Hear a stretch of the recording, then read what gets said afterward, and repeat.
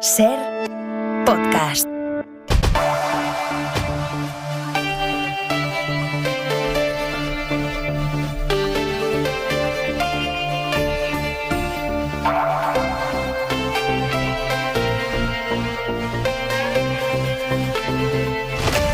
Feijóo y la presión.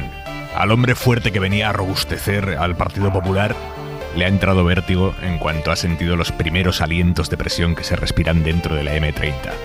Y si ayer recurrió al pretexto realmente grotesco de que cómo va a negociar él con quien pretende reformar el delito de sedición, algo que no tiene nada que ver con el delito de sedición, hoy ya Feijóo ha dicho que ni este ni ningún otro gran acuerdo. Sé que los ciudadanos añoran acuerdos y pactos de Estado. Yo también, créanme. Y estoy seguro de que llegarán. Con este PP y con otro PSOE. Con otro PSOE. ¿Qué quiere decir Feijóo? Con que no va a llegar a acuerdos con este PSOE. Que no piensa negociar lo que la Constitución obliga a negociar, no lo piensa negociar hasta que haya otro PSOE, otro líder al frente del PSOE. Se niega Feijóo a negociar nada hasta como pronto después de las generales, que es en principio cuando, en caso de que le vaya mal al PSOE, tendría otro líder. ¿Qué tipo de concepción democrática le lleva a decidir él qué liderazgo tiene que tener o dejar de tener otro partido para que él, Feijóo, acceda a negociar lo que la Constitución establece que hay que negociar y acordar? La Constitución entonces se tiene que cumplir solo cuando a Feijóo le parece bien quién está al frente del PSOE. Es que es todo muy llamativo, ¿eh? Claro, que todo se entiende mejor cuando uno ve hoy a Ayuso filtrando el WhatsApp que ella le mandó ayer a Feijóo diciéndole que llegara a un pacto con el gobierno es una barbaridad, decía Ayuso. Ayuso difundiendo ese mensaje, queriendo que todo el mundo supiera que ella le mandó ayer ese mensaje a Feijóo. Que todo el mundo sepa lo mucho que marca ella el paso en el Partido Popular. Y mientras tanto, consecuencias de estas guerras y complejos internos en el PP, el Poder Judicial sin renovar. Y más grave aún, el Tribunal Constitucional sin renovar, con una mayoría conservadora caducada, que pasaría a ser mayoría progresista si se renovara ahora el Tribunal Constitucional, pero está bloqueado. Y por ese Tribunal Constitucional, que ahora mismo tiene una mayoría conservadora, van a pasar en los próximos meses y años leyes de un profundo calado ideológico. La reforma laboral, la reforma del aborto, la ley de la eutanasia, pero todo bloqueado, porque dice Feijóo que con este PSOE, él no llega a acuerdos. Feijóo el pactista.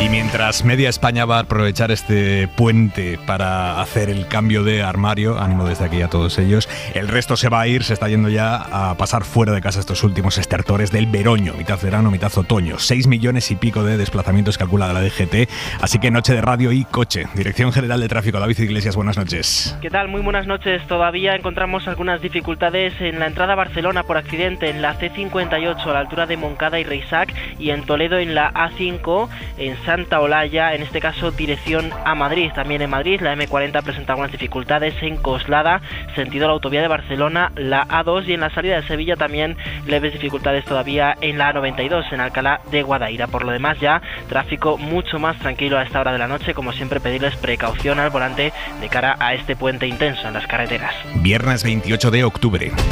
El día en 2 minutos. Marina Fernández, buenas noches. Buenas noches. 23 años tenía la última mujer asesinada por su expareja, un guardia civil que ha ido hasta Bruselas, donde ya trabajaba como enfermera, para pedirle que volviera con él y que ante su negativa la apuñaló hasta la muerte. Está ya detenido. 2 datos económicos importantes del día. El bueno, que la inflación baja en octubre el 7,3%, sigue alta, pero un tercio por debajo de los máximos de agosto. El malo, que la economía española apenas ha crecido un 0,2% en el tercer trimestre, aunque la vicepresidenta Calviño... En un contexto de ralentización en toda Europa, la economía española creció un 3,8% con respecto al año anterior. Esto es un fuerte crecimiento. Calviño insiste en que la economía sigue fuerte. Esto en un viernes en el que la SER ha avanzado las enmiendas del PSOE a la ley trans y sí endurecen la autodeterminación de género. Eleva de 14 a 16 años la edad en la que los menores necesitarían autorización judicial, además de familiar, para el cambio en el registro. Para Uge San Gil... Creemos que es inaceptable esta enmienda de recorte de derechos a los menores no aceptando además ni respetando lo pactado en 2021. Critica a la presidenta de la Federación Estatal de Lesbianas, Gays, Transexuales y Bisexuales. A una semana y media de las legislativas de mitad de mandato, un hombre, por motivos que se investigan, ha intentado atacar en su casa a Nancy Pelosi, la presidenta de la Cámara de Representantes de Estados Unidos. Como no estaba, agredido con un martillo a su marido, que sigue ingresado aunque fuera de peligro. Dos medidas inmediatas ha tomado Elon Musk después de formalizar la compra de Twitter. Ha despedido a los principales directivos y ha sacado a la compañía de la bolsa para esquivar la obligación de informar a los reguladores de Nueva York de sus movimientos. Y después de que Donald Trump haya celebrado que la red social de la que fue expulsado esté en buenas manos, Elon Musk ha tuiteado que va a crear un consejo de moderación de contenidos y que hasta que lo haga no se van a restablecer cuentas suspendidas. El penúltimo día, que no se nos olvide del horario de verano, la madrugada del sábado al domingo a las 3 van a ser las 2, una hora más de fin de semana por mirarle el lado bueno, y un día de luto para el rock and roll porque ha muerto uno de sus fundadores. The Killer, The Wildest. Ha muerto a los 87 años Jerry Lee Lewis, pianista indómito, cantante de este clásico, la última leyenda viva de la edad dorada del rock and roll.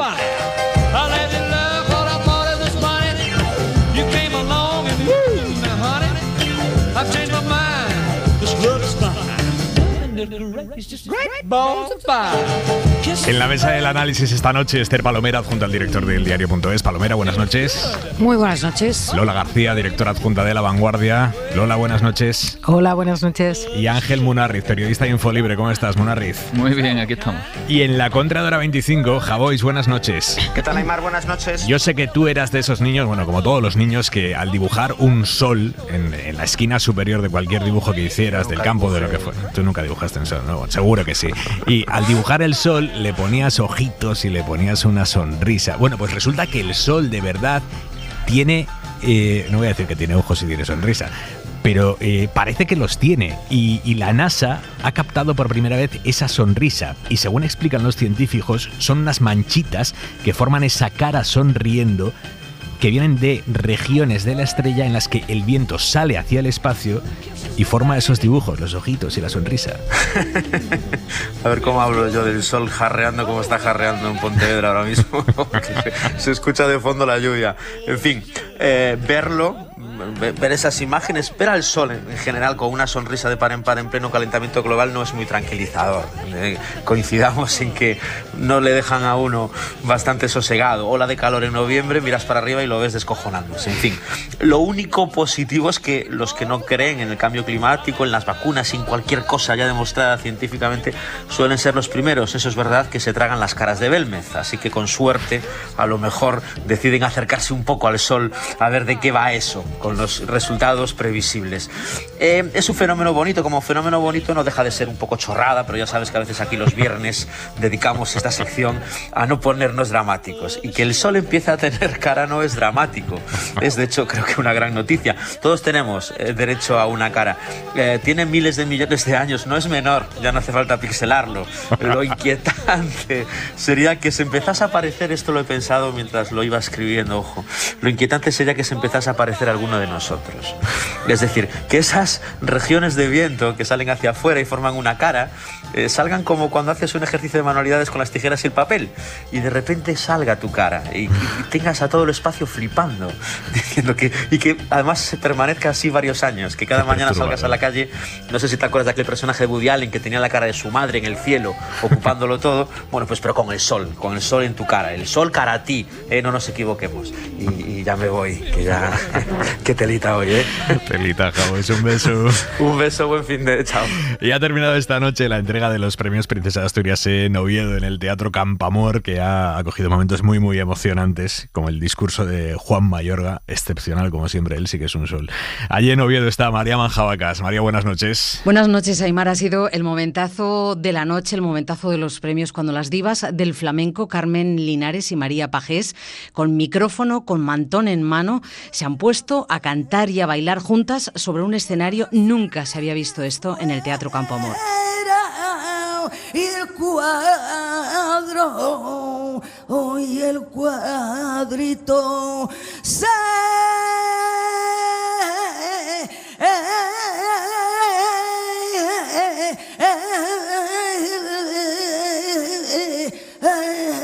Esto ocurría cuando recogían juntas el Premio de las Artes. Luego llegó otro momento muy emotivo con un discurso precioso del dramaturgo Juan Mayorga, contando que su afición le llegó cuando le obligaron a ver una obra de Lorca. Y a partir de aquí nació el oficio, nació su vocación, nació su amor, decía, por la escena, nació su amor por el teatro. Si hoy quiero explicarme mi relación con las letras, íntima y apasionada, tengo que evocar una casa, la de mi propia infancia, en que se leía en voz alta. Y luego debo, cuanto antes, hablar de mi descubrimiento del escenario. En un escenario cabía el mundo, en un escenario cabíamos todos. Así lo supe inmediatamente cuando fui por primera vez al teatro, gracias a que nos mandó a hacerlo la profesora de Lengua y Literatura del Instituto. Después ha llegado la parte más institucional con la princesa Leonor, tirando de los valores de los premiados para exponer las preocupaciones también de los jóvenes. También me importa y me preocupa mucho que un deportista no pueda entrenar y progresar en su carrera porque se ha visto obligado a huir de su país. Y me importa que el arquitecto Shigeru Ban se preocupe por las personas que han perdido sus casas, por una guerra, un huracán, un terremoto, y que les ofrezca soluciones para vivir sin que tengan que renunciar al derecho a la privacidad y a la dignidad. Y el acto lo cerraba el discurso del rey sobre Ucrania, desafío para Europa, el fracaso de la guerra, y se quedaba con una expresión sobre todo en este foro, reivindicando la cultura que sobrevive a la guerra. La guerra está destruyendo bibliotecas, colegios, música, museos, ciencia, arte. La cultura es, por tanto, víctima de la guerra. Pero la guerra jamás va a destruir la cultura. Y así han terminado los primeros premios sin restricciones tras la pandemia, que han terminado, como siempre, con el himno de Asturias interpretado por la banda de gaitas Ciudad de Oviedo.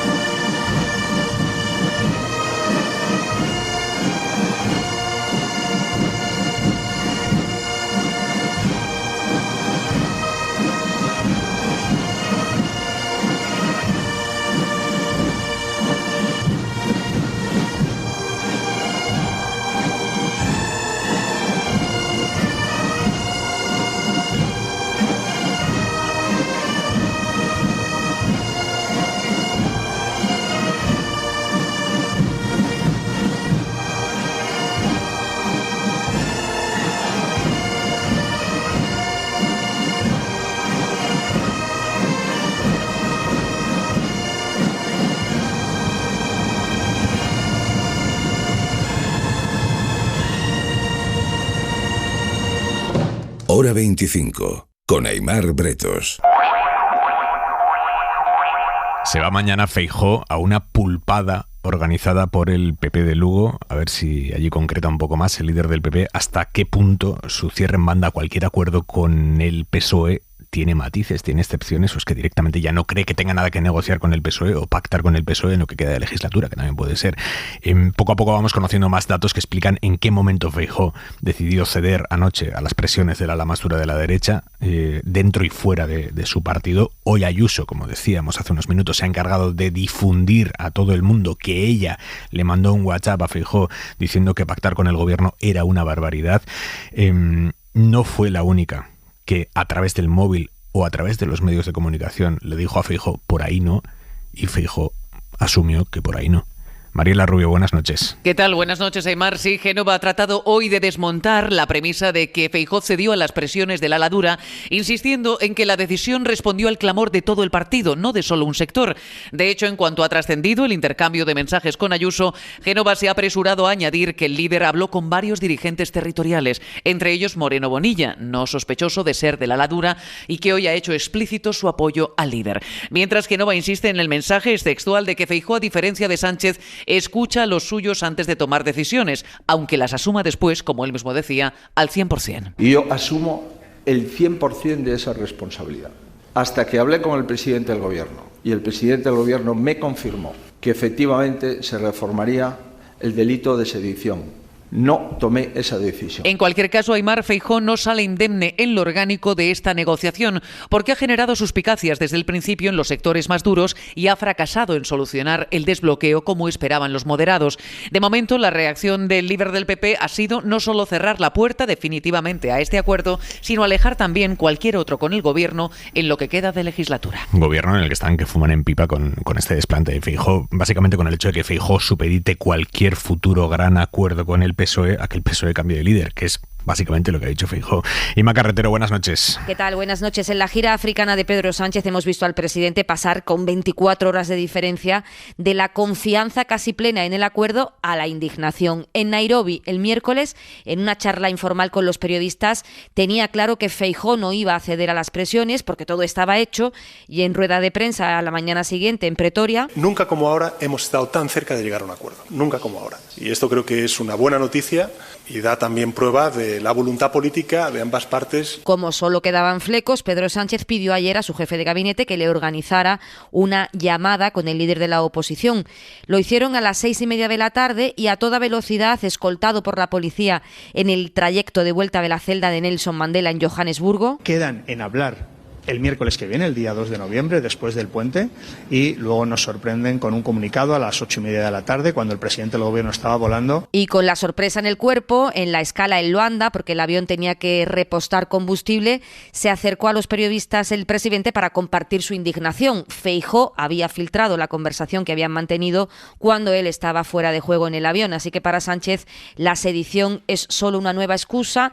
Él cree que todo esto es una cuestión de poder de una derecha que no le reconoce la legitimidad como presidente, y en el gobierno tienen claro esto que comentaba el ministro Bolaños. ¿Por qué ha cambiado de opinión el señor Feijóo? Pues cambia de opinión porque le doblan el pulso, porque no aguanta la presión, porque los que mandan en el PP le dicen que no puede firmar ese acuerdo. Esta es la conclusión de Félix Bolaños, que recordamos que intentó renovar el Poder Judicial con el Partido Popular de Casado y ha vuelto a fracasar con Núñez Feijóo.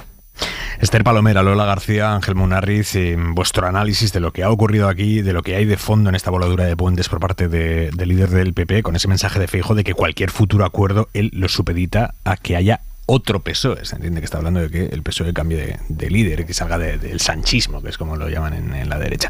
Palomera, empiezo por ti.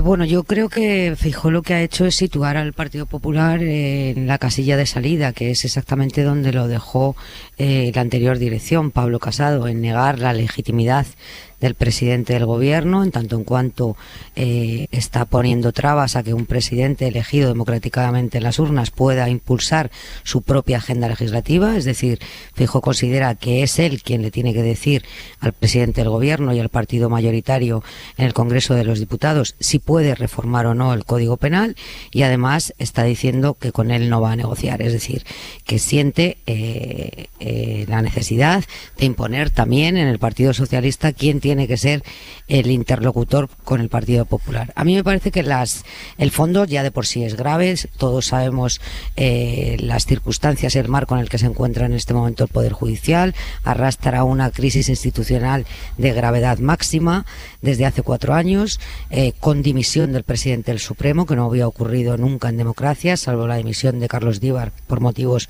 bien diferentes, pero las formas son realmente indeseables, ¿no? Por el relato que además nos ha hecho Inma, que es muy certero y que hoy hemos podido reconstruir a través de distintas fuentes, no solamente del gobierno, sino también del Partido Popular. Yo creo que efectivamente la preocupación del Partido Popular empezó el lunes por la noche con algunos editoriales o comentarios radiofónicos que le advertían de cuáles iban a ser las consecuencias si cerraba finalmente el pacto con el presidente del gobierno, y yo creo que con este movimiento Alberto Núñez Feijóo desde luego ha demostrado tener muchas cosas, pero no un liderazgo autónomo. Y porque el liderazgo consiste sobre todo en tener autonomía política y en tomar las decisiones con un sentido de la responsabilidad que desde mi punto de vista no ha exhibido en este momento, y por lo tanto no ha soportado esas críticas. Se ha plegado al hostigamiento de quienes consideran que Pedro Sánchez es un presidente de gobierno ilegítimo y que no había que concederle ninguna baza, ni siquiera la de reformar en tiempo y forma, como obliga la Constitución, el Consejo General del Poder Judicial. Munarriz. el Consejo General del Poder Judicial debería estar renovado desde hace 4 años. Lo que está haciendo el PP es resistirse de manera numantina, y digo el PP porque si empezamos a quitar nombres, da la sensación de que unos más que otros, y son todos. Resistirse a formar la única mayoría posible de 3/5 que permite esa renovación. Y se beneficia de ello. Se beneficia Feijóo, se beneficia Ayuso, porque la composición les sonríe. Y son todos responsables. Porque el PP tiene la habilidad de construir una narrativa interna en la cual hay unos moderados y unos radicales, unos centristas y unos extremistas, Madrid y periferia, Moreno y Ayuso. Yo he visto aquí una mayoría absoluta que hubiera sido imposible en el PP si Moreno no hubiera sido otro PP, un PP distinto a Ayuso, ¿vale? La decisión de escapar de su responsabilidad constitucional y no facilitar la renovación del Consejo General del Poder Judicial, independientemente de las llamadas o WhatsApps que haya recibido, es una decisión directamente imputable a Alberto Núñez Feijóo, sobre el cual debe dejar de pivotar en la idea de un dirigente centrista, institucional y de Estado. Lo digo porque en mi propia forma de enfocar la situación sigo recurriendo a un esquema que está caduco, porque por sus hechos los conoceréis. Desde la llegada de Feijóo, pactista, moderado, centrado, hombre de Estado con experiencia institucional, el PP trajeado, las canas vuelven al PP. Exactamente qué aportación nueva con respecto al el irredentismo antinegociador ha tenido Feijóo con respecto al anterior. El populismo fiscal se ha multiplicado, las alusiones al Falcon se han multiplicado, el nivel de obscenidad en las excusas puestas para no cumplir con su obligación constitucional se ha multiplicado, y llegado a la hora crítica, en el abandono de lo que podría ser un pacto, parece que no era su voluntad. Y de alguna manera Feijóo, la naturaleza era pactista, ¿no? De la misma manera que entre 2004 y 2008 Rajoy no era partidario de alimentar el bulo del 11M, fueron Zaplana y Acebes. El verdadero Rajoy era el de 2008 y 2012. No, la decisión es enteramente de Feijóo. Le presionase quien le presionase, porque en el mundo de la política presionan todos. Y Feijóo es él, y no Ayuso, es él el que encarna hoy el ala, vamos a decir, rebelde, o el ala dura del PP. Porque si no, puede terminar ocurriendo que en ese juego de espacios, que la política es siempre, ¿no? Hay un centro, porque hay alguien a tu izquierda y otro a la derecha, puede ocurrir siempre que caigamos, pues que Feijóo, por ejemplo, Moreno, yo lo veo día a día, Moreno fundamenta su posición política y fundamenta el ensanchamiento de su espacio político en el contraste con Ayuso. El contraste entre Feijóo y Ayuso ha desaparecido, al menos en este terreno, que es un terreno enormemente sensible, porque hablemos de un punto de negación de obligación constitucional, de un señor completamente vinculado en su imagen a, bueno, que es casi presidente antes de serlo, ¿no? Ya habla de sí mismo como presidente, se ha comportado de una manera absolutamente antipresidencial, él bajo su propia responsabilidad. Voy a ti ahora mismo, Lola García, pero antes, José Hermida, buenas noches. Hola, buenas noches. José, corresponsal parlamentario del País, uno de los periodistas que mejor conocen a Feijóo de su etapa gallega. Explicas hoy en un artículo que esto de retirarse a última hora de pactos que estaban ya prácticamente hechos, esto es una constante en la carrera política de Feijóo. Pues sí, es una constante y sobre todo en sus años de oposición, también en la presidencia, pero era un político que se pasaba todo el día ofreciendo pactos y al final no firmaba ninguno. Y hubo pues un par de casos y además casos de una relevancia institucional, no voy a decir como la del Consejo General del Poder Judicial, pero sí muy importantes en Galicia, que fueron un frustrado intento de reforma del Estatuto de Autonomía y otro a norma sobre el gallego en la enseñanza, donde él estiró las negociaciones al final y las acabó rompiendo. Bueno, es más, en el caso del gallego primero firmó el acuerdo y luego se desdijo. Entonces, bueno, creo que entre los periodistas y los políticos, los periodistas y políticos gallegos que hemos seguido a Feijóo en estos años, había un cierto escepticismo, a pesar de las noticias de los últimos días, de que al final se decidiese a dar el paso de firmar el pacto. Y más allá de si se echa atrás a última hora o no, los que lo conocéis de su etapa gallega, identificáis a este Feijóo que que por todo lo que vamos conociendo se termina arrugando ante las presiones de los sectores más duros del partido. Sí, completamente. Los dos casos que he contado son además casos donde, bueno, ese tipo de presiones ya los había. En el tema del idioma, pues había una presión de la derecha mediática madrileña, curiosamente, más que porque en Galicia no había una gran presión con eso. Es más, los padres que protestaban contra lo que llamaban la imposición del gallego en las aulas era un grupo muy minoritario. Sí, siempre le ha ocurrido así. Él siempre ha jugado, por un lado, a ofrecer esa imagen pactista de centrista y de hombre que ha intentado siempre hacer gestos para pues entrar en parte del electorado del PSOE, pero a la vez siempre ha sido sensible de alguna manera a las presiones del ala derecha del partido y de la derecha exterior al partido. Xosé Hermida, muchísimas gracias, compañero. Gracias a vosotros, buenas noches. Por lo tanto, Lola García, podemos decir que hay, no sé si llamarlo un patrón en el proceder de Feijóo, pero bueno, esto que nos estaba contando Xosé va por ahí.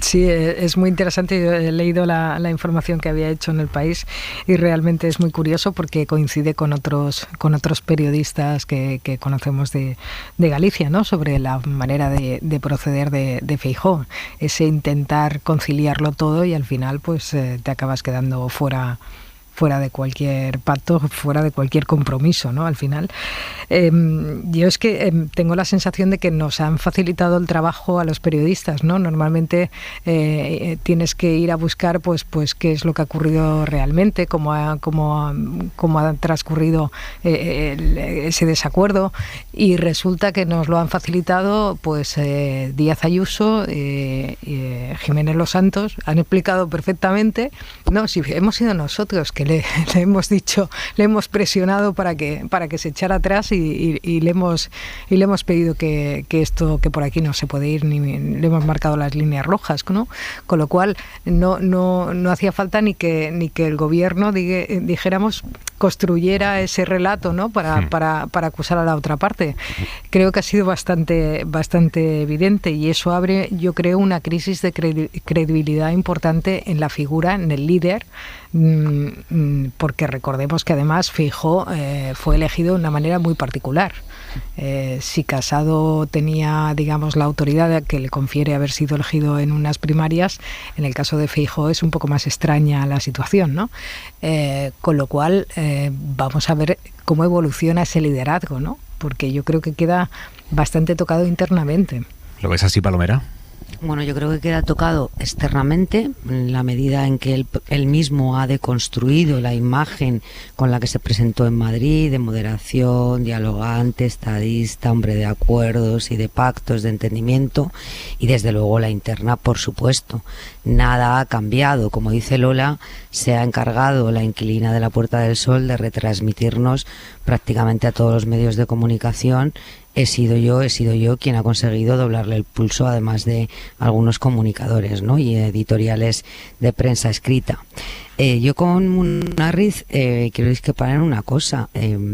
Nadie ha puesto en duda que la responsabilidad máxima de lo ocurrido es del presidente nacional del Partido Popular. Lo que tratábamos de reconstruir en las horas posteriores a la ruptura que se nos comunicó a través de un comunicado, valga la redundancia, es qué había detrás, es decir, quiénes habían conseguido arrastrar a Feijóo hasta esa decisión, porque el presidente del gobierno se subió en un avión convencido de que se iba a entrevistar con Feijóo el próximo 2 de noviembre.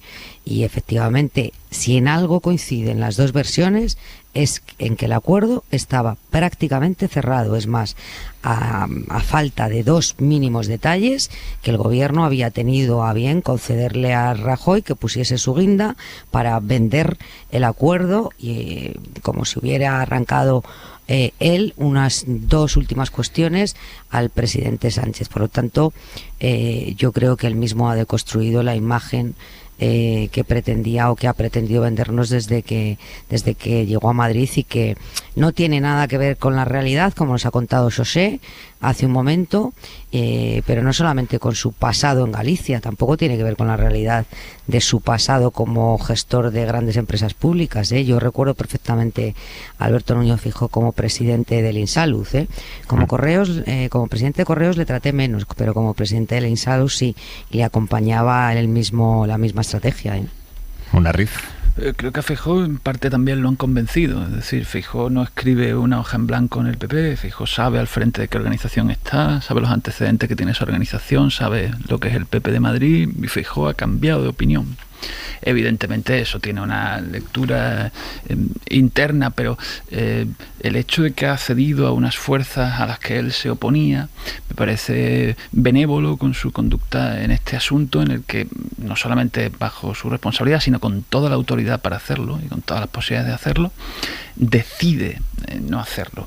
Lo que yo pretendía aportar con el énfasis que ponía en esto era digamos, oponerme al juego de espacios que siempre nos propone el PP, que desde el 2003 que llega Esperanza Aguirre a Madrid y se contrasta con Gallardón primero, con Rajoy después, o desde que Casado llega y cuando Feijóo llega se opone a lo que es una supuesta herencia de Casado. Ignoramos que lo esencial, la pauta, la constante en el PP es lo que ha ocurrido hoy, y eso no ha sido la excepción. Y hoy Feijóo da continuidad a un larguísimo historial de momentos en los que el PP, cuando no es él el que es mayoritario en la negociación, no se suma. Y yo creo que a Feijóo, en cierto modo, le conviene alimentar también, aunque para él es doloroso que se visualice de manera tan clara y tan ordinaria, con filtración de conversaciones con Ayuso, digamos, que se cuestione su liderazgo a largo plazo. La idea de los dos PP, que sigue imponiéndose en la forma en la que yo mismo interpreto al partido, creo que ya a estas alturas es una idea errónea. No hay dos PP, ni en lo económico, ni en lo institucional, ni en el discurso y en la forma de hacer la posición. Hay solamente un PP, es el PP de Madrid, y el frente del PP de Madrid está en el fondo está Feijóo, las decisiones son de Feijóo, era lo que quería. Es lo que quería poner énfasis. Llegados a este punto de bloqueo, y anunciado ya por parte de Feijóo que no va a llegar a ningún gran acuerdo con este gobierno y con este PSOE, ¿estaría justificado, os pregunto, que los partidos del gobierno reformaran la ley para rebajar las mayorías parlamentarias que hacen falta para renovar el Consejo General del Poder Judicial? Esa reforma que ya iniciaron en su momento y que al final se echaron atrás, ¿estaría justificado que, viendo que no va a haber una mayoría reforzada para reformar el Consejo General del Poder Judicial, reformaran la ley y dijeran que baste solo con la mayoría absoluta, y a partir de ahí reformamos, aunque sea en solitario, sin el PP, el Consejo General del Poder Judicial? Lola, ¿cómo lo ves? Yo creo que no, en absoluto. Primero porque sería un poco desvirtuar el propio discurso que ha mantenido el gobierno, ¿no? de la importancia institucional que tiene pues acometer esta reforma mediante un acuerdo y sacarlo adelante tal y como está ahora mismo, y tal como, en fin, no han querido cambiar la ley para que sean elegidos por los jueces, no la vas a cambiar ahora para que sea una minoría, o sea, una mayoría menor la que los nombre. Pero es que aparte hay otro motivo. La Comisión Europea se mostró muy disgustada ante esa posibilidad cuando se hizo el amago anterior. Por tanto, no creo que ahora mismo Pedro Sánchez quiera cometer una reforma que sin duda va a provocar una reacción negativa en Bruselas. La provocó en la anterior vez y esta vez pasaría exactamente lo mismo. Brevísimamente, Palomera, Munarriz, ¿cómo lo veis? Yo coincido con Lola. Creo que el gobierno en este momento tiene varias alternativas encima de la mesa, pero también considera, porque esa pregunta la hemos trasladado hoy, ¿y ahora qué? ¿Cuál es el siguiente paso? Y en este momento, aunque hay varias alternativas puestas sobre la mesa del presidente del gobierno, no hay ninguna decisión tomada. Pero es verdad que esa reforma despertó airadas críticas desde Bruselas, no se entendió políticamente, y no creo que le convenga al gobierno, en tanto en cuanto es Feijóo en este momento quien se ha instalado en un marco perdedor, pues, con lo cual intentarán durante unas semanas que se cuezan esa propia salsa de liderazgo fallido, ¿no? y de hombre no de Estado, ni de pacto, ni dialogante. Y luego sí que quería añadir una cosa que hemos apuntado, y es si el presidente de la Junta de Andalucía también le pidió a Alberto Núñez Feijóo que rompiese ese acuerdo. Hasta donde yo sé no fue así. Hasta donde yo sé, Alberto Núñez Feijóo llamó por teléfono en 2 ocasiones la tarde de ayer al presidente de la Junta de Andalucía, una a las 4 de la tarde, para manifestarle que tenía dudas sobre qué hacer. El presidente de la Junta de Andalucía le dijo que el líder del partido era él, que él apoyaría cualquier decisión que tomara, pero que tampoco ocultaba que él había sido proactivo en la defensa de un acuerdo, ¿no?, por la crisis institucional en la que estaba inmerso el Poder Judicial. Y luego una segunda llamada a las 5:30 de la tarde anunciándole que iba a decidir y a anunciar la ruptura de las negociaciones. Con respecto a la reforma, yo no concibo que el PSOE haga ahora lo que no hizo en 2020 por el temor a un reproche europeo. El PSOE es ultra institucional y el vértigo de que se lo pueda comparar, bueno, porque al final, cuando esto se debatió, apareció Polonia a decir, mira, en España cómo lo hacen. Yo no concibo que se pueda ocurrir esa reforma.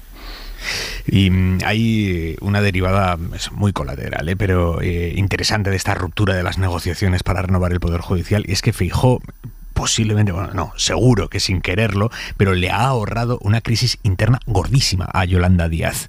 Podemos llevaba semanas echándole un pulso a Yolanda Díaz exigiendo que Victoria Rosell formara parte del nuevo Consejo General del Poder Judicial. En su día el PP lo vetó, ahora Podemos está diciendo pues que entre en esta ocasión. El equipo negociador de Unidas Podemos, con el visto bueno de Yolanda Díaz, había asumido que meter a Rosell era inviable, pero Podemos le decía a Díaz, ojo que vamos a votar en contra, y va a ser una imagen tremenda. Ministros del gobierno, Irene Montero y Yone Belarra, votando en contra en el Congreso de un pacto del gobierno avalado por Yolanda Díaz. Pero ahora con esta maniobra de Feijóo, Unidas Podemos evita ese punto de colapso. Ana Fernández Vila, buenas noches. ¿Qué tal, Aymar? Buenas noches. Sí, la verdad es que Unidas Podemos esquiva el cisma. El partido de Belarra había avisado de que iba a llegar hasta las últimas consecuencias si la jueza Victoria Rosell no entraba en el Consejo General del Poder Judicial. Y todos asumían ya en el espacio que en unas semanas, cuando se votara el acuerdo en el Congreso, se produciría la división del grupo parlamentario, con una parte de los diputados votando en contra de lo pactado por Yolanda Díaz. En la práctica, una ruptura que algunas fuentes consultadas por la SER creen que llegará antes o después, pero que por ahora se evitan gracias a ese paso atrás de Feijóo. Eso sí, aseguran en Unidas Podemos que están muy preocupados por el bloqueo y las consecuencias que eso tiene en concreto para el Tribunal Constitucional. Yolanda Díaz. Hay asuntos muy importantes que se van a decidir, desde el aborto, pasando por la eutanasia, pasando por la reforma laboral. Ante la no renovación y bloqueo, estas normas pueden sencillamente decaer. Y se centran ya en presionar al PSOE para que el Gobierno mueva ficha sin contar con el PP. Enrique Santiago. La primera medida tiene que ser una reforma legal que reduzca las competencias de un Consejo del Poder Judicial secuestrado. También exigen la dimisión de los vocales del Poder Judicial para que la falta de quórum obligue ya sí o sí a la renovación, y desde Podemos reclaman además que se recupere la reforma para rebajar la mayoría necesaria en el Congreso para elegir a los vocales y no tener que contar con el PP, y avisan de que no hacerlo mostraría la debilidad del Gobierno. Noche de viernes, si entran ahora mismo en el perfil de Hora 25 en Twitter, pueden ver una joya histórica que tiene que ver con la historia de España y con esta casa, con la cadena SER. Es el cartel que ha recuperado Tony Mascaro de cómo la SER publicitaba el programa electoral que estaban preparando para la noche electoral de hace hoy 40 años. Era una página enorme, una página en blanco con una urna en la mitad, y pone: a la hora de saber, vote por la SER. Desde el Palacio de Congresos, sedes de los partidos y la propia calle, a través de 71 emisoras, con todo el equipo informativo de la SER, a partir de las 7 de la tarde y hasta las 9 de la mañana del día siguiente. Eso sí que eran programas especiales. Hasta las 9 de la mañana estaban ahí. Pues aquella larguísima noche de radio, Fernando Onega, que por entonces era el director de informativos de la SER, y todo su equipo, terminarían contando la mayoría absolutísima de Felipe González, de la que hoy se cumplen 40 años y que mañana el PSOE va a celebrar en un acto en Sevilla. David Junquera, buenas noches. Buenas noches, Aymar. Ya lo decía que el viejo jingle electoral del 82. Hay que cambiar. Había que cambiar el país y por el camino cambió también el Partido Socialista, que mañana abre en Sevilla el baúl de los recuerdos en un acto que se llama así: 40 años de PSOE, 40 años de progreso, con el progreso del estado del bienestar como hilo conductor de la cita. Creo que el triunfo del Partido Socialista, el triunfo de Felipe González, no solo forma parte de la historia de nuestro partido, que además llevamos con orgullo, sino también forma parte de la memoria colectiva de España. El presidente Sánchez y el presidente González van a ser los únicos cabezas de cartel, los dos juntos, ya enterrado el mal rollito que tuvieron en el pasado. En Ferraz tildan ahora a Felipe de icono, de patrimonio del partido, y él se esfuerza por no estorbar. Yo no interfiero, estoy disponible. Y ni siquiera pretendo que se tenga en cuenta lo que opino, simplemente de buena fe opino. Estas palabras en el 40 Congreso del Partido y los cariños que Sánchez prodiga a Felipe siempre que tiene ocasión han servido para orillar pasadas disputas, pero lo cierto es que la nueva cita, la cita de mañana, viene rodeada por algo de polémica entre lo nuevo y lo viejo. Sentiros orgullosos, agradecidos estamos las generaciones que hemos recogido vuestro testigo. Gracias de corazón por ayudar a hacer posible esta España. Que nuestra obra en el Gobierno sea el mejor homenaje a vuestra labor al servicio de este gran país. Agradece Sánchez su labor a los venerables del partido, pero el llamado a la vieja guardia del PSOE no incluyó en un principio la invitación a Alfonso Guerra, y el llamado a la nueva guardia del PSOE no ha sido masivo. No querían en Ferraz volver locos a sus varones y cuadros, no querían freírlos a viajes, porque a mediados de noviembre hay programado un macroacto para celebrar el aniversario de los primeros comicios ganados por Pedro Sánchez, y ahí sí que quieren lleno hasta la bandera, que no falte nadie.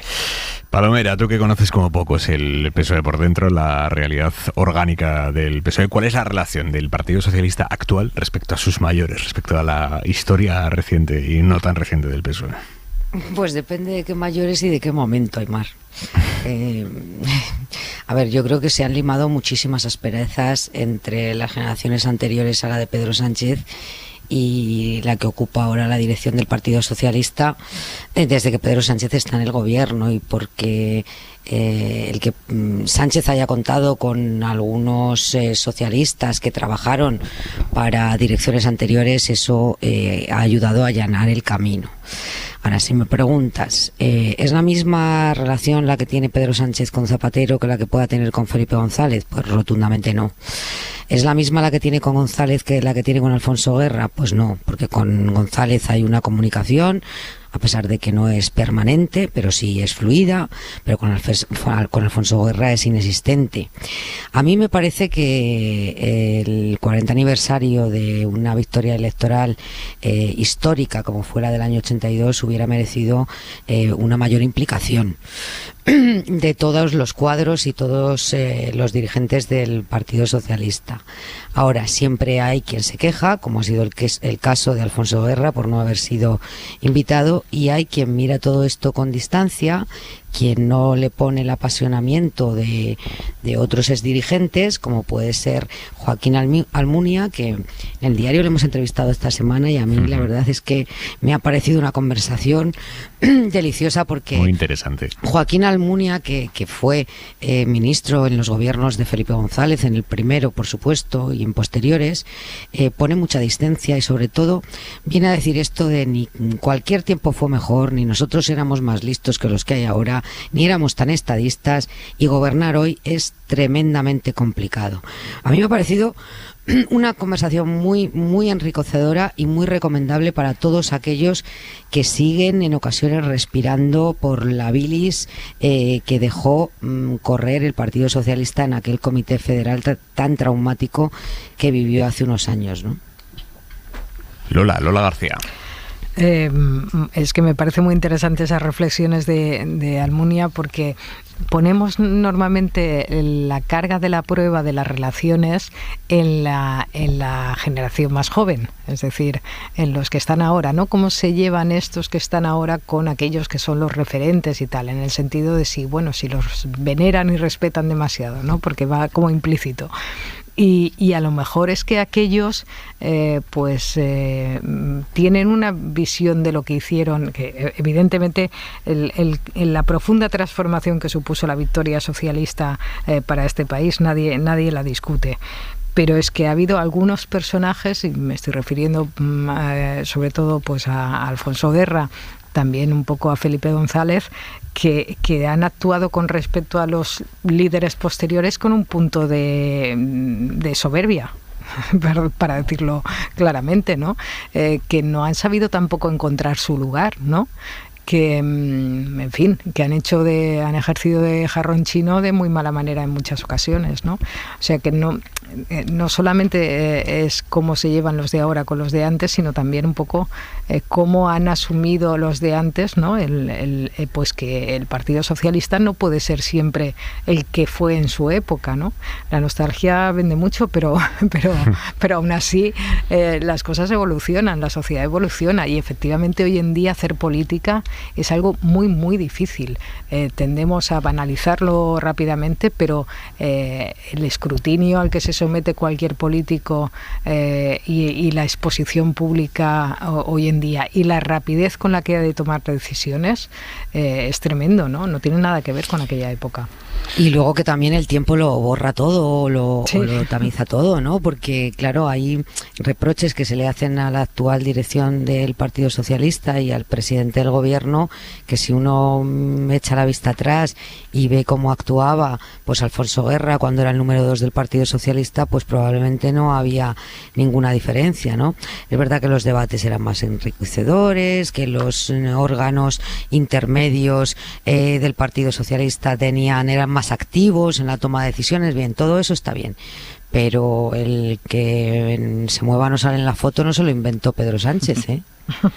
Munarriz. Yo creo que en general los protagonistas de la transición, y no solo los primeros espadas, se confunden frecuentemente con su tiempo, se confunden a sí mismos con su tiempo. Aquel momento de grandísima energía política, de grandísima necesidad de un acuerdo básico para sentar las bases de algo nuevo. Digamos que, aunque la política era entonces también muy difícil, visto retrospectivamente aquello, tenía que salir bien. Estoy haciendo el gesto de las comillas, ¿no? Había muchas posibilidades de que saliera bien, había muchas fuerzas empujando para que saliera bien. Entronizamos entre todos la cultura de la transición y nos llevamos un mazazo cuando la gran recesión, cuyos efectos se despliegan hasta hoy en lo político, en lo económico, en nuestra autoestima como sociedad, y en la resaca de ese bofetón hubo unas efervescencias políticas nuevas en las cuales una, digamos, revisión de la figura de algunos de estos personajes, entre ellos muy singularmente Felipe González. Yo creo que Felipe González es caso aparte, quiero decir, el presidente del 82 al 96, es verdad que del 93 al 96 ya muy desgastado, mayorías absolutas apabullantes, en un momento en el que la sociedad española parecía mirar al futuro con grandes expectativas. Es decir, yo creo que es una figura que ha sido incontestable durante mucho tiempo, y te encuentras a muchísimos dirigentes del PP que de lo primero y lo segundo que te cuentan cuando les vas a hacer un perfil es: yo voté a Felipe. Porque claro, tal cual, es que es así. Felipe tiene ese punto, ¿no? Entonces, cuando llegó el momento del cuestionamiento de Felipe, del Felipe González, se cuestionó. Es el líder de izquierda más reivindicado por la derecha. Bueno, y hubo una parte en que hubo un momento en el que la izquierda no lo vio tan claro, porque ya no estaban hablando del Felipe presidente, sino del Felipe expresidente, que no era exactamente lo mismo y tal. Yo creo que ha habido un reacomodamiento y que vuelve a haber una cierta reivindicación de su figura, al que él no es un hombre que se preste especialmente a ser reivindicado, porque le gusta también ser incómodo. Él no dice exactamente lo más fácil de digerir para Pedro Sánchez, ni aparece siempre en los momentos más oportunos, pero sí que da la sensación, como decía Esther, de que ha habido un reacomodo. Desde luego Zapatero, para Pedro Sánchez es mucho más fácil. Felipe González es más imprevisible, es más elocuente. El otro día en YouTube, a través de un enlace, me metí en una charla que había dado hablando de conversaciones suyas con Gorbachev, en el contexto en el que, la verdad que es un hombre con historia y tiene un nivel político, y es un hombre que yo creo que el tiempo lo reconocerá con sus aciertos y sus errores. Yo creo que el PSOE no ponga en su sitio a Felipe González, para un partido como el PSOE, ¿no? Que lógicamente es dúctil, que tampoco, pero que históricamente es algo. Yo creo que no poner en su sitio a Felipe González por parte del PSOE sería suicida. Tampoco me parece buena idea no tener donde corresponde a Alfonso Guerra. Bueno, estamos hablando de la brecha generacional que puede dividir a la historia del Partido Socialista ahora mismo, pero hay otra brecha en este momento que es la presente, que es la que tiene que ver con la ley trans. Hoy hemos conocido el borrador de enmiendas que el PSOE va a presentar el lunes a esta ley, a la ley trans. Se presentan varias, pero hay una que es realmente la que más controversia está generando, y es la que tiene que ver con la libre autodeterminación de género, con la edad a la que los adolescentes pueden pedir en el registro que el Estado les trate por el género que sienten como propio y no con el que nacieron. Ahora mismo la ley trans que aprobó el Consejo de Ministros y que se está tramitando en el Congreso dice que un chaval de 12 a 14 años necesita la autorización del juez para pedir ese cambio en el registro. De 12 a 14, autorización del juez. De 14 a 16, basta con la autorización de los padres. Y a partir de los 16 puede hacerlo ya por sí mismo. Los socialistas piden que se endurezca esto un poco. Piden que hasta los 16, o sea, de 12 a 16, un juez tenga que autorizarlo. Que no baste con que los padres den el visto bueno para los hijos de 14 a 16. Que tenga que intervenir ahí también un juez. Ojo, estamos hablando de... todas estas autorizaciones son solo para cambiar el sexo de inscripción en el registro. Los cambios de sexo en sí, las transiciones físicas, los bloqueadores hormonales, todo eso está regulado por otro lado. Eso está regulado en leyes autonómicas que no tienen nada que ver con esta ley trans. Leyes autonómicas que aprobaron en su momento los parlamentos autonómicos de casi toda España, por cierto, con el apoyo en casi todos de todos los partidos. También del PSOE y del PP. Mariola Lurido, buenas noches. Como venimos contando estos días, el PSOE ha cambiado de posición en algunos aspectos de la ley por el debate interno dentro del partido, por la presión de expertos sanitarios y por las dudas que sigue generando el proyecto en la cuestión de los menores. Por eso finalmente quiere tocar la autodeterminación de género, pero solo de 14 a 16 años. Quiere que en ese tramo se exija autorización judicial para el cambio de sexo, para que sea un juez el que determine la madurez y la transexualidad estable del adolescente. La propia ministra de Justicia, Pilar Llop, ya dijo la semana pasada que la ley requiere una seguridad jurídica muy específica para la infancia. A las feministas críticas del PSOE esta modificación les parece insuficiente. Consideran que hay que ampliar hasta la mayoría de edad la autorización judicial. Es la misma recomendación que hicieron el Consejo de Estado y el Consejo General del Poder Judicial. Los colectivos LGTBI rechazan de plano las enmiendas socialistas, hablan de recorte de derechos que expondrá socialmente a los menores y de que se rompen los acuerdos con la vicepresidenta Calvo de 2021, Uge Sangil, presidenta de la Federación. Creemos que es inaceptable esta enmienda de recorte de derechos a los menores, no aceptando además ni respetando lo pactado en 2021. Igualdad no quiere pronunciarse, va a esperar a la próxima semana, dice que lo hará el miércoles 2 de noviembre, después de que el PSOE registre oficialmente en el Congreso las enmiendas y sigue pidiendo una tramitación urgente de la ley. En sus 17 enmiendas, los socialistas confirman que quieren endurecer también con autorización judicial la reversibilidad del cambio de sexo y suprimir del texto de igualdad las referencias a la violencia intragénero. Pasa a denominarse violencia en el ámbito familiar o violencia doméstica para evitar equipararla con la violencia de género. Y ahí media abrimos el larguero con Yago de Vega. Yago, buenas noches. Hola Aimar, ¿qué tal? Muy buenas. Y lo hacemos también con el arranque de la 12ª jornada de Liga en Primera División. Y ha empezado el fin de semana calentito porque hay polémica en Somos, en ese partido que han empatado el Mallorca y el Español a 1. Gol de Murici para los locales, para los insulares, para los visitantes, mejor dicho, marcó Lazo. Y en el minuto 87 hay una jugada clarísima, un penalti de Brian Oliván a Ángel. En el colegiado del partido no lo vio, en el VAR tampoco. Esta misma semana estaba Luis Medina Cantalejo, el presidente de los árbitros, el jefe de los árbitros, explicando este tipo de jugadas, y ya te digo yo que no va a estar nada contento con lo que se ha visto hoy en el campo, porque la verdad es que la jugada es bastante clara. Consecuencias que ha tenido además esto, quejas en el Mallorca, ha sido expulsado Mafeo, ha sido expulsado el entrenador Javier Aguirre, así que la cosa empieza a ir calentita el fin de semana en Mallorca. Te escuchamos luego, Yago. Hasta luego. Y la ropa para este puente que empieza hoy, que empieza esta noche. Jordi Carbó, buenas noches. Buenas noches, siguiendo el argumentario, menos calentito. van a bajar las temperaturas por fin. Podríamos incluso decir que este verano, que pasará a la historia en los anales meteorológicos, empezó en mayo, pues se está acabando. Es decir, las temperaturas hoy ya han empezado a bajar, poco, como estaba previsto, un poquito más mañana, más el domingo. El descenso ya será notable, de manera que se situarán las temperaturas en valores habituales para estas fechas entre el lunes y el domingo. Mucha atención a dos aspectos. Por una parte, a la lluvia, que irá cayendo no de manera persistente, pero a ratos sí intensa en Galicia los 4 días del puente, con muchas pausas. Esta lluvia poco a poco se irá desplazando, sobre todo el lunes, al resto del centro y norte de la península, alcanzando incluso el Mediterráneo con algunas tormentas, pero que tampoco dejarán grandes cantidades de agua. Y también atención, sobre todo la madrugada del sábado al domingo, a las nieblas, que poco a poco irán ganando protagonismo y van a reducir mucho la visibilidad en carreteras costeras del Mediterráneo, pero también en el interior. Buen fin de Carbo. Adiós, hasta lunes. Hora 25. Aimar Bretos. Termina la semana en la que hemos sabido que la Comisión Nacional de los Mercados y la Competencia ha abierto una investigación para saber si las grandes empresas energéticas españolas están dificultando o no están facilitando que los clientes se pasen del mercado libre a la tarifa del último recurso del gas, la TUR, que es más barata. El gobierno va a subvencionar esta tarifa hasta dentro de un año, y los usuarios que están intentando hacer el cambio se están topando con que las empresas energéticas se lo ponen realmente difícil. Quizá no tanto por una voluntad de boicotear los cambios, eso habría que probarlo, sino porque no han reforzado sus sistemas de atención al público. Está todo el mundo llamando ahora y con los mismos telefonistas pocos pues están gestionando un aluvión de peticiones de cambio de tarifa y eso deriva en un enorme cuello de botella y un bloqueo. Sira Valdés. Por motivos de seguridad y calidad del servicio, esta llamada puede ser grabada. Si desea contratar o información comercial, pulse 1. Así comienza la odisea que miles de consumidores están viviendo en las últimas semanas. En estos momentos todos nuestros agentes están ocupados.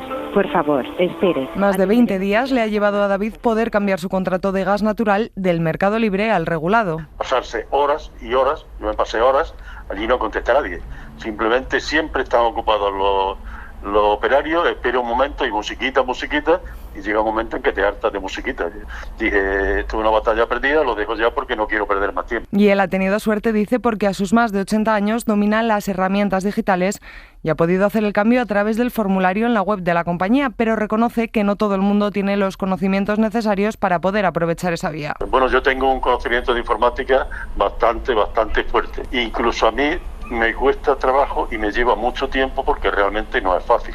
Eso a otra persona que no tenga ni mi formación ni capacidad de haber aprendido informática resulta prácticamente imposible. Algo que de hecho también ha vivido Gregorio, aunque con menos suerte. Lleva intentando cambiarse a la TUR desde principios de septiembre, pero tras una decena de emails y otras 10 o 15 llamadas... Lo primero que he hecho antes de ir a la tienda, como me facilitaban el teléfono, he llamado y bueno, pues efectivamente como no han cogido, digo, oye, esto es un cachondeo. Como me sugieren que vaya a la tienda, pues he ido a la tienda. Ellos no pueden hacer nada, que no pueden hacer más que la solicitud. Una solicitud por la que de momento Gregorio tendrá que esperar 10 días más y que termina con suerte, dice, derivando en una nueva llamada telefónica. Y es que desde Transición Ecológica aseguran que la avalancha de cambios a la TUR ha desbordado a las comercializadoras, pero al final son los clientes quienes lo acaban pagando.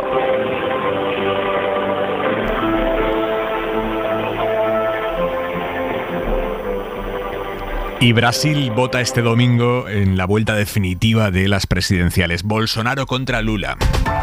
Sus partidarios ya les votaron todos en la primera vuelta, así que ahora, llegados a este punto, en un país absolutamente partido, lo que va a decantar el domingo es cuánta gente vota en contra de cada uno, contra cada uno de los aspirantes. Cuántos votan a Bolsonaro para que no vuelva Lula y cuántos votan a Lula solo para echar a Bolsonaro. Allí en Río de Janeiro está el enviado especial Lucas Font. Lucas, hola. Hola, Aimar, ¿qué tal? Ahora mismo, Lucas, las encuestas dicen que Lula lidera, pero una abstención mayor a la de la primera vuelta le podría hacer muchísimo daño a Lula. Sí, en la primera vuelta la abstención ya fue la más alta desde 1998. Más de 30 millones de personas no fueron a votar, casi un 20% del electorado. Y la tendencia habitual es que esta abstención aumente en la segunda vuelta. Esta situación, como dices, podría perjudicar a Lula porque la no asistencia a las urnas es mayor entre las clases con menos ingresos y con un nivel educativo más bajo, que votan mayoritariamente por el expresidente. Y es importante que a gente procure personas que ainda não foram votar,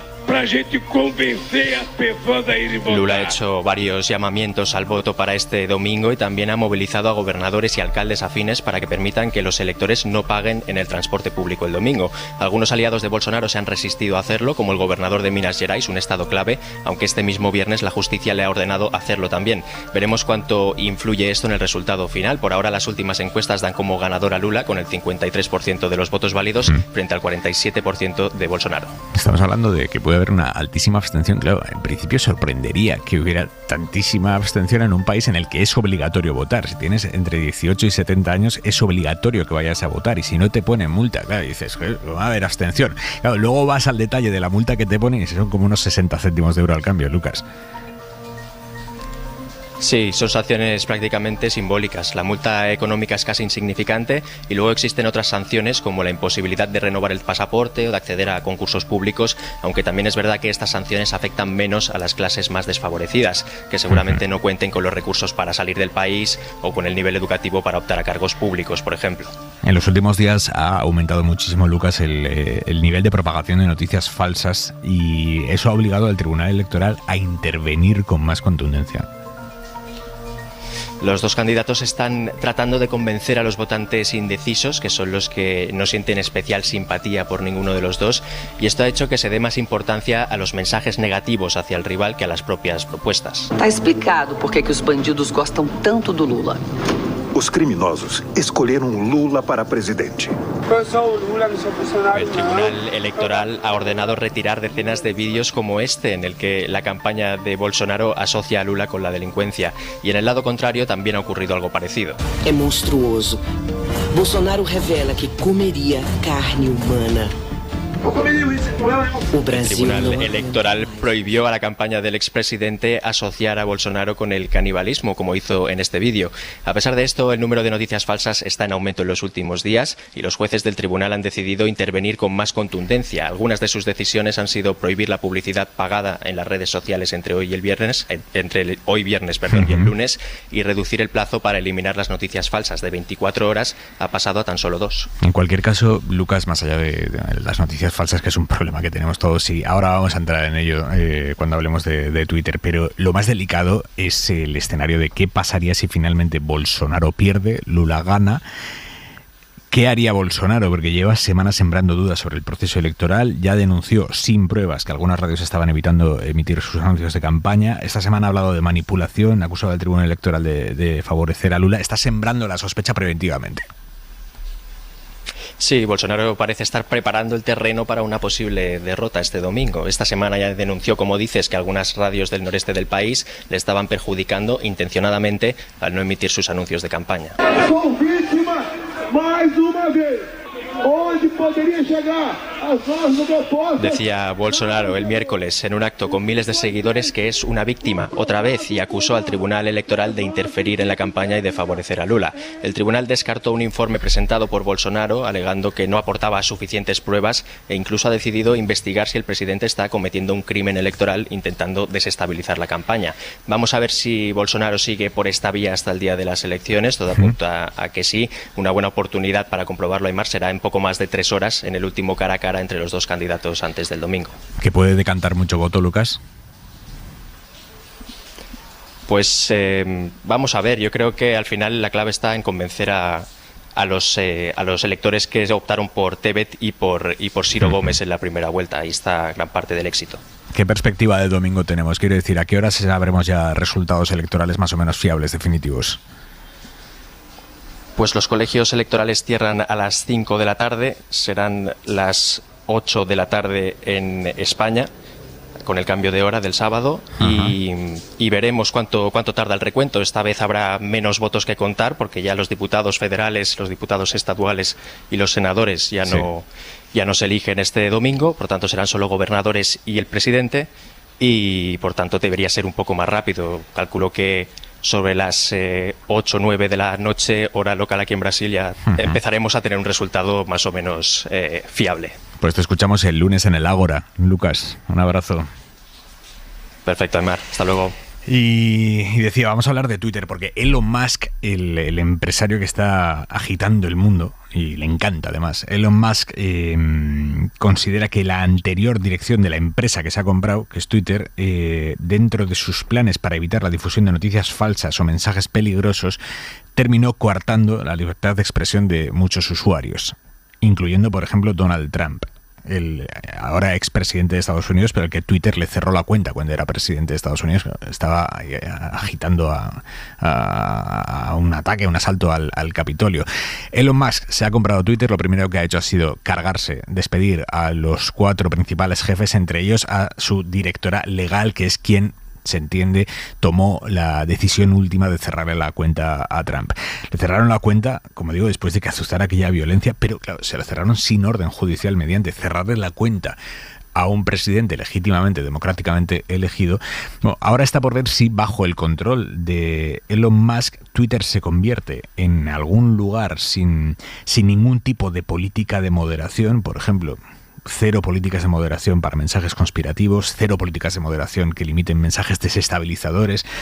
En principio, alguien que se declara como Elon Musk un absolutista de la libertad de expresión, que es como dice él, yo soy un absolutista de la libertad de expresión, pues no concebiría prohibiciones de mensajes, incluso aunque fueran subjetivamente lesivos para la conversación pública, porque ¿qué es o qué no es lesivo para la conversación pública? Eso es algo más subjetivo que eso, no hay.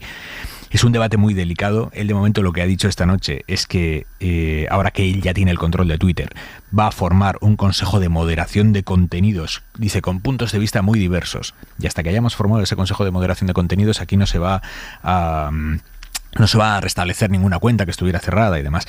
No sé qué os sugiere este debate, el de libertad de expresión total con sus riesgos, o políticas de moderación por parte de una empresa para mejorar el clima de la conversación pública, pero asumiendo que eso implica, bueno, pues ponerles sordina a determinados grupos, usuarios, o incluso a un presidente que, como digo, fue democráticamente elegido y todavía estaba en ejercicio, aunque fuera en funciones, pero era presidente en el momento en el que Twitter le cerró la cuenta. ¿Qué os sugiere este debate? Estas dudas que surgen ahora sobre qué va a pasar con la gran ágora pública que es ahora mismo Twitter. Palomera, te oigo respirar. Es que con Twitter tengo mi particular batalla.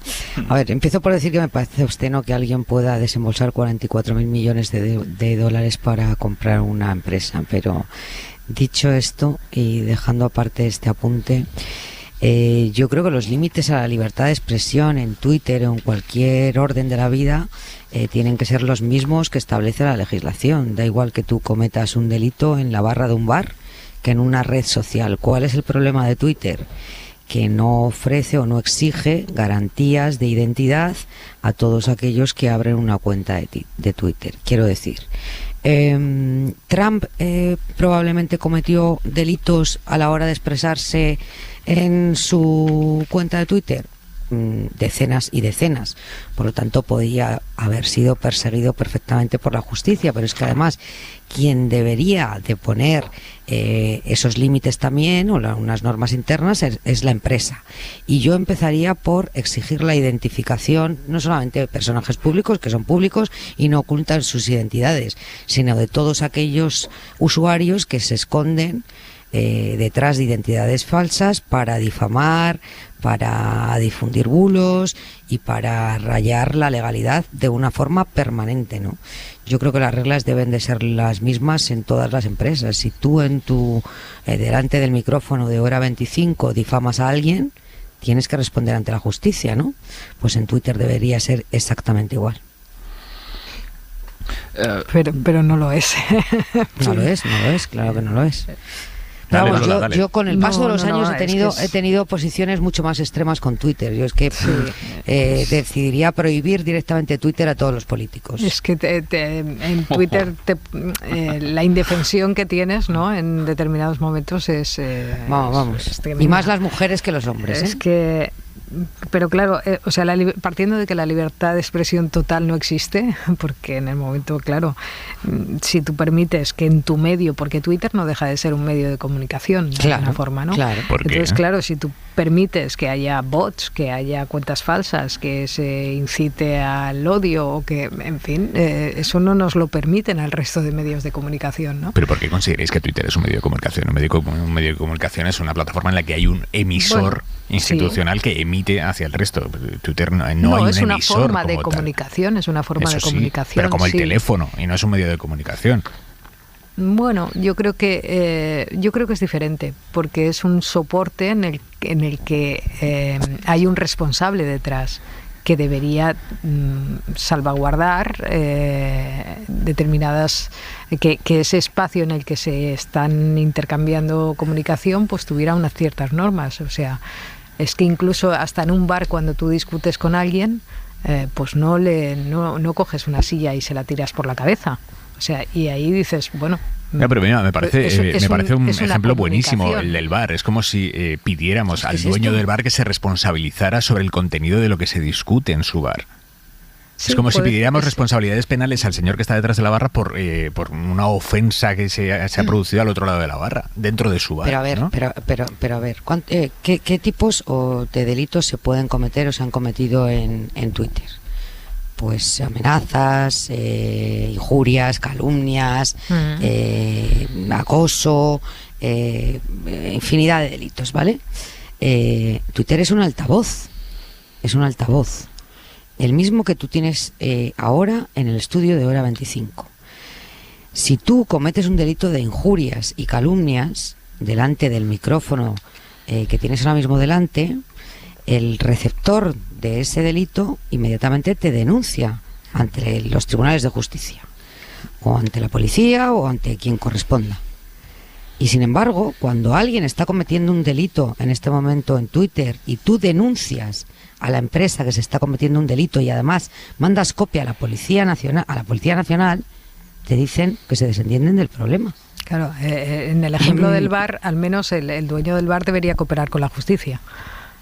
En este caso yo creo que no se produce. O sea, es un debate complicado, porque yo todo lo que es restricción de la libertad de expresión tengo un cierto repelús. O sea, no. Pero entiendo que lo que no puede ser tampoco es un mundo en el que parece que esas reglas que rigen en el resto del mundo no sirvan para convivir en ese espacio, ¿no? Bueno, ¿tú cómo lo ves? A ver, yo creo que la escala a la que se está produciendo la difusión de la mentira en redes sociales invalida las comparaciones con otras formas. ¿No te ha gustado lo del bar? No, porque... Bueno, pues trasládalo a un medio de comunicación, aunque ya he visto que hay matices sobre esto, pero trasládalo a un medio de comunicación. Por supuesto que hay matices, pero por ejemplo, es decir, ya no es la injuria, la calumnia, es decir, es que la trola, la desaparición de la verdad, la confusión de las sociedades, las consecuencias que eso conlleva. Eso es una viga maestra de los procesos porque claro, ya las democracias no están cayendo como hace 90 años con un espadón, bueno, eso es el siglo XIX, con un golpe de Estado. Ahora las democracias caen, como dicen en Cómo ven las democracias, el de Sibla Gilevitsky, se desconsolidan. Y sabemos que la mentira es básica para la desconsolidación de las democracias, es decir, la pérdida de fe de los ciudadanos en la diferencia entre la verdad y la mentira, las teorías de la conspiración, el frenesí en la difusión de bulos, la sensación de follón indescifrable, eso hiere las democracias profundísimamente hasta el riesgo de ponerlas en riesgo, ¿no? Entonces, aplicar los criterios clásicos sobre la libertad de expresión a un desafío de esas características puede que nos quedemos cortos. Ya eso por un lado, que un personaje de las características de Elon Musk, que tiene un punto ahí, ¿no?, de villano de James Bond, que se declara absolutista de la libertad de expresión, que es el término exacto de Steve Bannon, de Alex Jones, que han multado, el de Infowars, que es lo que decía que era Roger Ailes, el de la Fox, Roger Stone, el otro asesor que tenía Trump. O sea, es que Trump es O sea, su política, su historia es la trola, la mentira, el fraude argumental, ¿no? Y que él tenga una actitud para con Trump condescendiente, ¿no? De no, tienen tanto derecho como cualquiera. Cuando le quitaron la cuenta a Trump era dejar de sostenerle el megáfono a un golpista. O sea, era una decisión que había que tomar con carácter de urgencia, ¿pero quién? Sin el menor remilgo. ¿Quién? El que tenía la posibilidad de hacerlo. En ese momento, Twitter. Sin orden judicial. Que luego tú y yo estamos de acuerdo en que eso hay que volver a relegislarlo. Sí, o sea, en ese momento sin orden judicial. En el ejercicio de su derecho de admisión, como en el VAR. O sea, es decir, claro. La escala del problema que supone hacer eso sin orden judicial con respecto a la escala que supone al presidente de los Estados Unidos sostener el megáfono mientras arenga a las masas contra el Capitolio, me parece que ahí había que actuar. Y ahora, tú y yo estamos de acuerdo seguramente, Aimar, en que hay que someter a estas grandes empresas, y no solamente Twitter, Facebook, en fin, todos los gigantes digitales, a mucho mayor control democrático, ¿no? Pero que, digamos que la carta de presentación de Musk al llegar a Twitter, te imaginas que me está bloqueando ahora mismo la cuenta, que la carta de sea aquello fue un exceso y una tontería, lo vamos a corregir, me parece la peor carta de presentación. A ver, déjame que me vaya a Estados Unidos porque quiero actualizar lo que sabemos y lo que no a esta hora acerca de la agresión al marido de la presidenta de la Cámara de Representantes de Estados Unidos, Nancy Pelosi. Sabéis que ha entrado una persona, no sabemos si es un loco o quién es, ha entrado en casa de Nancy Pelosi gritando ¿dónde está Nancy? No estaba la presidenta de la Cámara de Representantes en la casa, sí estaba el marido, le ha pegado con un martillo. Marina Fernández, ¿qué sabemos? La investigación está abierta, Aimar, y el responsable detenido. Es un hombre de 42 años que irrumpió en mitad de la noche en la casa de Nancy Pelosi, según las informaciones, preguntando por ella, buscando a la presidenta de la Cámara de Representantes de Estados Unidos. Pero ella estaba en San Francisco, estaba en Washington, queremos decir, no estaba en su casa de San Francisco, así que este individuo agredió con un martillo a su marido. Our officers observed Mr. Pelosi and the suspect both holding a hammer. Los agentes encontraron al atacante forcejeando violentamente con Paul Pelosi. Ha explicado la policía, que insiste en que no se han determinado todavía las motivaciones de este ataque. Pelosi se encontraba, como decíamos, en Washington. Su oficina ha hecho público un comunicado explicando que se espera que su marido se recupere completamente del ataque. Biden lo ha condenado, reza por el marido de Pelosi también, según un comunicado. Un ataque que se produce, recordamos, a poco más de una semana de las midterm, las legislativas de medio mandato en Estados Unidos, que se celebran el próximo 8 de noviembre. Marina, gracias. Hasta luego. Mister Tamburino, non ho voglia di scherzare, rimettiamoci la maglia, i tempi stanno per cambiare. Señores, nos vamos. Esther Palomera, Lola García, Ángel Munarriz, un placer de viernes. Buen fin de semana a todos. Y nada, ustedes descansen. Si tienen puente, pues descansen muchísimo. Y si no pueden hacer puente, pues nos encontramos el lunes aquí en Hora 25. Un beso, adiós.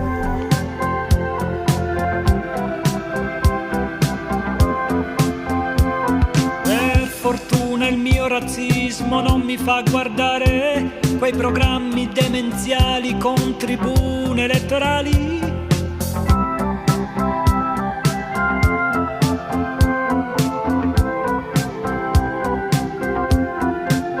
E avete voglia di mettervi profumo e deodoranti, siete come sabbie mobili tirate giù.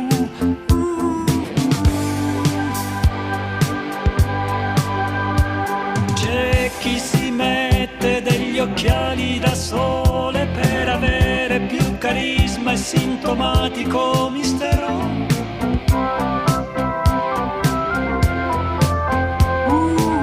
Com'è difficile restare padre quando i figli crescono e le mamme imbiancano.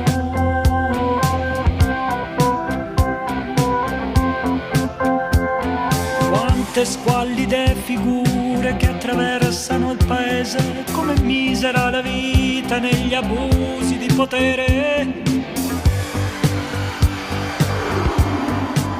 Sul ponte svento la bandiera bianca, sul ponte svento la bandiera bianca. Sul ponte svento la bandiera bianca, sul ponte svento la bandiera bianca.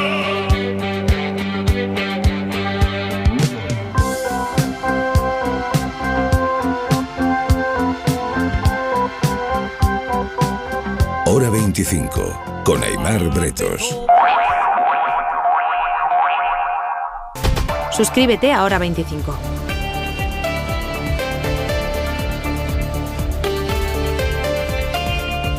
Para no perderte ningún episodio, síguenos en la aplicación o la web de la SER, Podium Podcast o tu plataforma de audio favorita. Cadena SER. La radio.